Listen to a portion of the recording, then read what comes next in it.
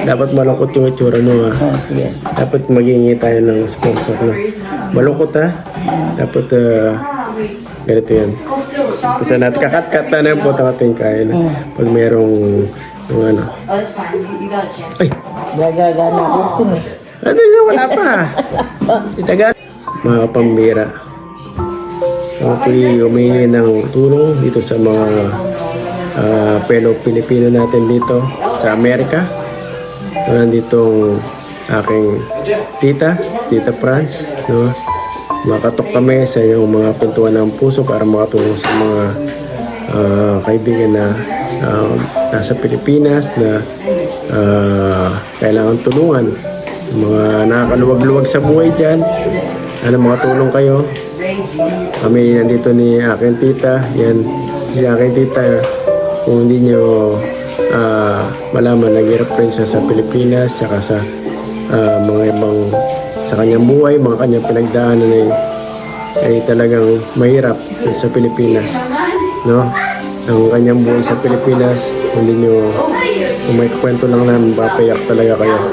Aking tita dating nagbebenta ng marijuana.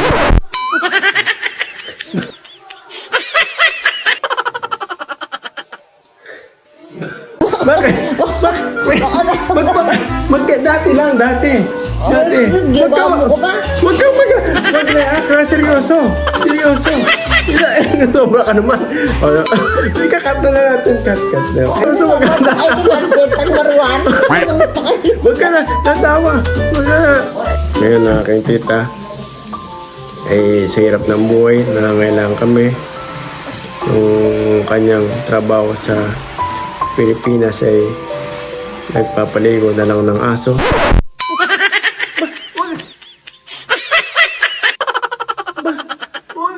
Paano tayo makakakuha ng...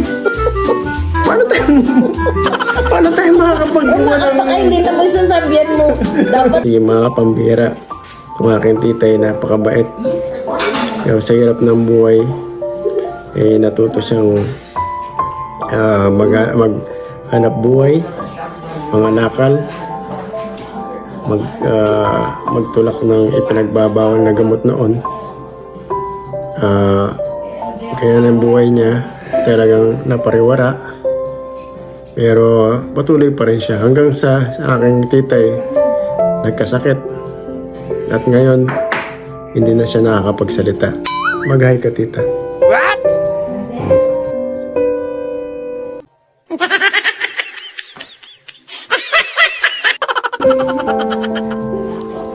Ayos ka lang, tita. Yan, aking tita. Kailangan ng gamot.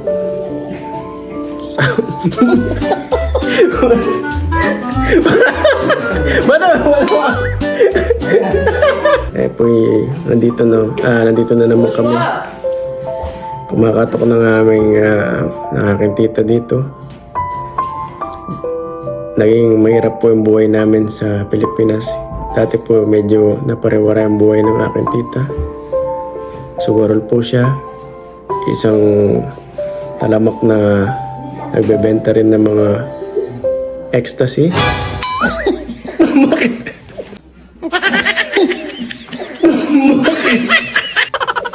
Bakit? Bakit? Seryoso? Kanina, wariwana. Ecstasy na naman.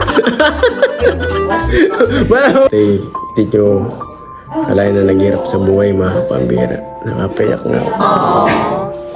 Ang akin dito dahil sa kahirapan ng buhay, siya na po'y nabulag na.